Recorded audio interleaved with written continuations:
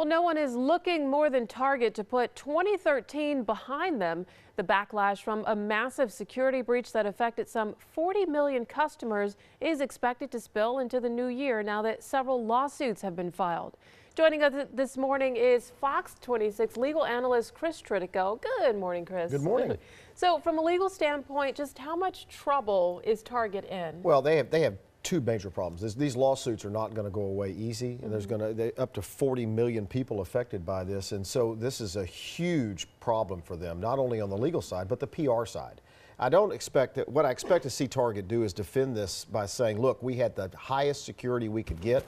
There isn't anything else we could have done but what we did, and therefore we're not liable for this. At the end of the day, I see them settling the case because they can't handle the PR problem of winning that lawsuit. So are they responsible for it? Well, I think they have to be responsible for it. I mean, we've come to a situation where we don't want to use cash anymore. The banks are getting us to use debit cards and credit cards more and more than cash. And so if they're going to push us into this system where they want us to use our debit cards instead of cash, they're responsible for ensuring the integrity of the system. So how likely is a class action lawsuit? Oh, huge. I mean, that's where this is going to go. In one of the states that doesn't really, Texas, it's hard to file a class action because of the law, but in Mississippi and other states, it's easy to file class actions. That's where it'll land, and with up to 40 million people affected, that's going to be a large class. So what is your advice for someone right here in Houston whose credit or debit card information was stolen by these hackers? Well, I wouldn't wait to find out if it was stolen. If I'd been to Target during this period of time or anywhere around this period of time, I would immediately replace my debit card or my credit card and just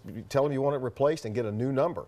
They're saying change your PIN number. I'm not comfortable with that. Just change the card and get a new number completely, and then you know you're going to be protected if someone tries to use that card.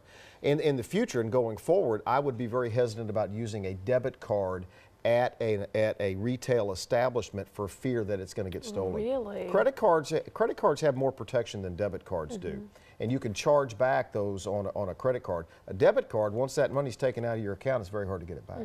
So should Houstonians, if they were affected by this, should they file a lawsuit? And how much do you think one particular customer will get? Well, individually, lawsuits are not that good on this because you're going to have damages of a couple of $100s, and so each individual suit is not good. The class action suits are where you'll see these filed because they have the ability to join all of these people together and make, through this class, a very large suit. Now, most class actions are settled where the lawyers get millions and millions of dollars in attorney's fees, and we get a voucher for $15 at Target. And so it really doesn't seem to be that good a deal at the end of the day. Sounds like a good deal for the lawyers. And I'm happy with that. But look, damages individually are not that high on these cases. Target needs to do something to fix this. That's why I see them settling this instead of litigating. All right, sounds good. Thank you so much, Chris, for shedding light on that for us.